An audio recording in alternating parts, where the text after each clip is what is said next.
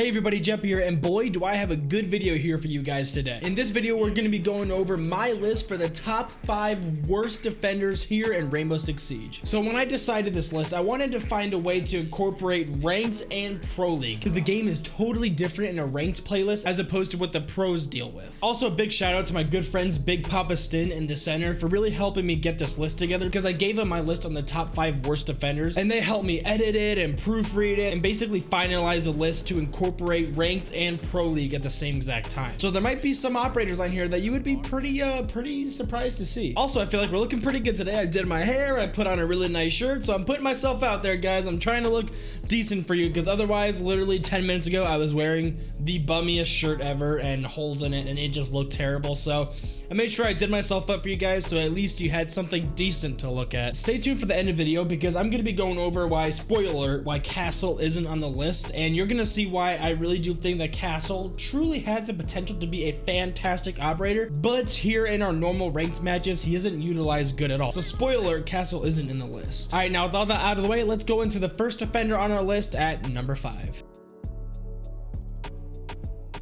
Alright, so number 5 in our list is going to actually be Goyo. Now, I know what you guys are thinking. Goyo is absolutely amazing in Pro League. If any of you guys have been watching Pro League lately, Goyo is truly amazing. So actually, what Ubisoft is doing, they're actually going to listen to the pros in Pro League, and they're going to be removing 1 Vulcan shield from Goyo, leaving him down to 2, not 3. So the reason why they're doing this is in Pro League, he has so much utility under his belt. That's 3 deployable shields. Now, also, these deployable shields have the little slits in them that you can see through. Now, when you pair that up with Maestro's evil eyes, bulletproof cameras, or like castle barricades too, like there is so much utility that the attackers have to deal with. Sometimes you'll see that even an Ashe and a Zofia can't get all the utility off the board. So Goyo, what he really does in Pro League is he soaks up so much utility on the attackers, making him actually pretty good. But in your normal ranked match, he's garbage. Yeah, the Vector is pretty good. I will say that the Vector is a really great SMG. It's a headshot machine. The TSG shotgun, now that's also decent. I feel like the fragging potential in the TSG is not really great at all. The Vector is much better, but you also do have the added versatility with the soft destruction you can do with a shotgun as well. And his kit isn't bad either. Like, he's got impacts and nitro. But the main thing that puts Goyo on this list is because in ranked, he really doesn't have too much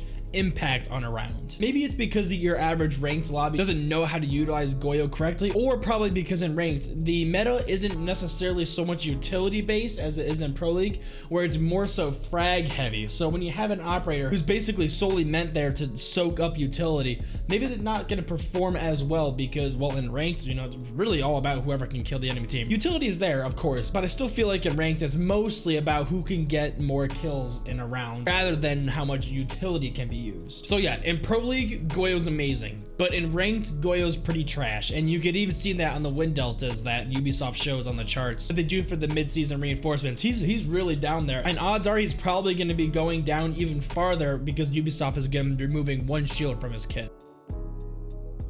Okay, so number 4 on our list is actually going to be Oryx. Now, Oryx is the newest defender added here in Rainbow Six Siege, and you may be wondering, why is Oryx on this list? Well, I'm going to show you why. Like, yes, he has some really cool redeeming factors to him, and he has the MP5, but who would have known that the MP5 without an ACOG is kind of like a mediocre weapon, to be honest. Okay, so the main thing holding Oryx back is really just his whole kit in general. Now, you may think that an operator with just brute force strength, being able to pummel through a wall, creating a rotate hole, or catching the attackers off guard would be a really cool concept, and it is, but I do feel like Ubisoft might have felt that he'd be too powerful, and they really held him back in some ways, which I'm about to tell you here right now. I think the biggest thing with Oryx is the length of the animations it takes to get stuff done. When he breaks through a wall, he is completely exposed, and I don't know the official time of how long him breaking through the wall before he can finally get his gun back up to shoot, but it feels like a significant amount of time. And I don't play Oryx mainly because I don't have him, but whenever I do spectate teammates or watch, watch other people play Oryx, that actually leads to a lot of them getting killed. And I've actually had this happen a couple times where I'll have like an Oryx break through a wall right next to me, and the lengthy animation gives me enough time to kill him. Kind of like how Amaru takes forever to grapple through a window, plant her feet, and ready her gun up. I feel like that animation is what's holding Oryx back too. Also, another thing is he does take 10 damage every time he goes through a wall. So say you go through 2 walls to make 2 rotate holes, and honestly 20 health can be the difference of 1 less bullet having to kill you. And I wanted to bring up again that the MP5 is truly a great gun when it's got an ACOG and it's on the big fat Frenchman of Doc and Rook. And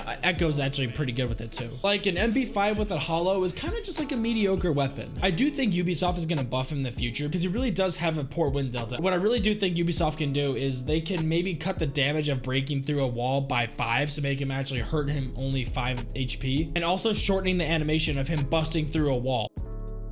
Okay, so number 3 on the video is going to be Clash. Now, I feel like lately Clash has been out of the game more than she's actually been in the game. It's kind of been a meme throughout the Siege community of, oh god, okay, more Clash exploits. Let's get her out. Wonder when the next time we'll be able to play with Clash. And Clash is actually consistently one of the worst performing defending operators here in Siege. So why is Clash always banned though? Like if Clash does so poorly on these win deltas and these pick rates, why is she banned all the time? I think the number 1 reason why she's banned all the time is the amount of frustration that can happen when going up against a good Clash player. Like Clash really does have a learning curve, just like Montaigne. A solo Clash by herself who's leaving herself really exposed is likely to get killed very easily. And with Clash, all it takes is someone to get close enough to melee her shield and it totally leaves her exposed, making it so easy to kill her. But a really good Clash player who has a good, well-coordinated team with a team member like really close to Clash, so Clash can start zapping an enemy, slowing them down, also while pinging them and giving call-outs to the team members. But ultimately, Clash has a really poor fragging potential, and I just couldn't help but have to put her on the list.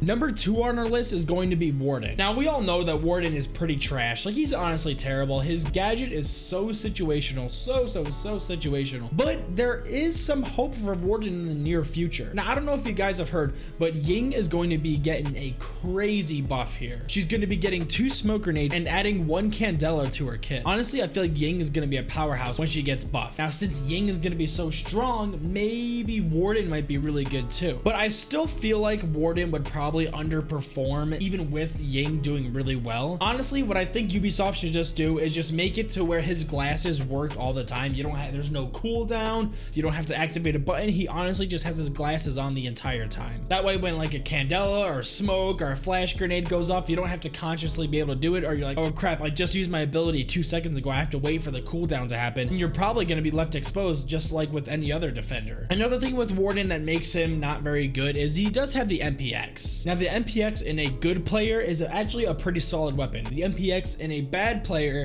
not so much. We all know that the MPX is also the gun that Valkyrie has as well. Now, the thing with the MPX is the MPX has about the worst damage out of any SMG in the game. And the reason why is because Valkyrie is so strong, and she really needs a poorly performing weapon to kind of balance her out. But since they gave the same gun to Warden, it doesn't really make much sense, especially since Warden is a 3 armor. The only redeeming quality of the MPX is it has virtually no recoil, and the RPM is actually pretty decent too. Now, there's a reason why I put Warden at number 2 on the list and not number 1, is because he does have a somewhat decent fragging potential with the MPX, and there's potential with him in the future. I think the Ying Candela and the smoke plant is going to be coming back in the meta for the attacker. So hopefully the more prevalent smoke plants and candelas will help bring Warden's pick rate up some and honestly make him more useful, and maybe a small buff to his glasses, maybe making it to where the cooldown's really less or there is no cooldown at all, might bring Warden into the meta. Okay, so for number 1 on our list, it's going to be, I'm sorry guys, I'm really sorry, but it has to be Tachanka. I mean, I know he's the Lord, like I know he's just a god amongst men. On a true list, like he has to be number 1 as the worst defender here in the game, because honestly, he just is. Now, the reason why he's number 1 and Warden isn't is because Tachanka currently has no hope in the game. I mean, it's been 5 years, and he's been consistently one of the worst defenders here in the game for the entire lifespan of Siege, and there's a good reason why. The whole concept revolving around Tachanka just doesn't work at all. Having an operator be stationary just does not work in Siege. And I think Ubisoft starts to recognize that, because I don't know if you guys heard, it's kind of old news now, but Tachanka will be getting a rework where he's actually going to pick up his turret and be able to walk around with it on the map. Like actually, that's going to be his primary weapon. And he's also going to get like incendiary grenades. But yeah, the days are gone to where Tachanka's going to have to be sitting there behind his turret with maybe a deployable shield in front of it, just waiting for someone around a corner or holding down a line of sight. He's actually going to be mobile with his turret now, but currently Tachanka's the worst. But yeah, maybe I'll go around and update this video next time once Tachanka's rework comes out and when Ying becomes super powerful. I wonder if Tachanka and Warden will actually going to be viable after the rework and the buffs. But yeah, I'm sorry for the entire Siege fan base that I put Tachanka at #1. I'm really sorry, but I just had to do it. Now don't leave the video. Remember in the beginning how I said how Castle isn't on the list? I'm gonna explain to you guys why I feel like Castle didn't belong on the list. So again, this is a thing where in ranked, Castle isn't really great, while in Pro League, Castle is sometimes OP.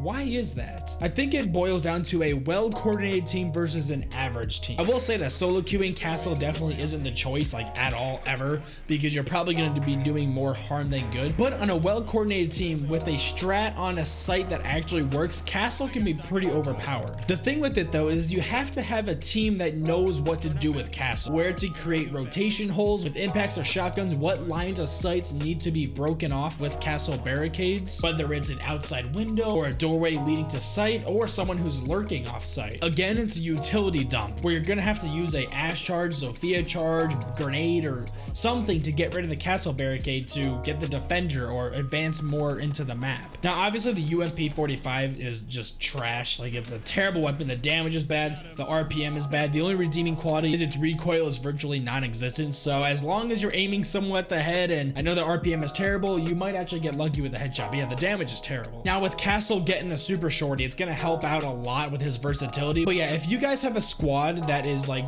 really trying to get better, I urge you to go into some custom matches and just play around with different Castle strats, like what lines of sights to break off, what doors to barricade up. Like, I truly do believe that Castle does have the potential to be really good. But yeah, let me know in the comments where your guys' list would be, and if you think Castle belongs on the list, or if you believe that we made a good decision to leave Castle off the list. You can do so by leaving a comment down below. Make sure to follow me on all my platforms: Insta, Twitch, TikTok. TikTok's doing really well, as always. Just the amount of exposure on TikTok is just absolutely insane. Follow me on Twitch so you can watch me rage on stream, and then also hit me up on Instagram so you can see all the memes I post and when I go live and all that good stuff. I post like 2-3 times a day. Also, make sure to join the Discord server so you never have to solo queue again. We have like 150, 160 people in here with new people joining every single day, and the voice chats are kind of lit. But yeah, that's all I got for you guys. Make sure to like and subscribe and turn on notifications if you're new. Now, with all that being said, Jeppy out.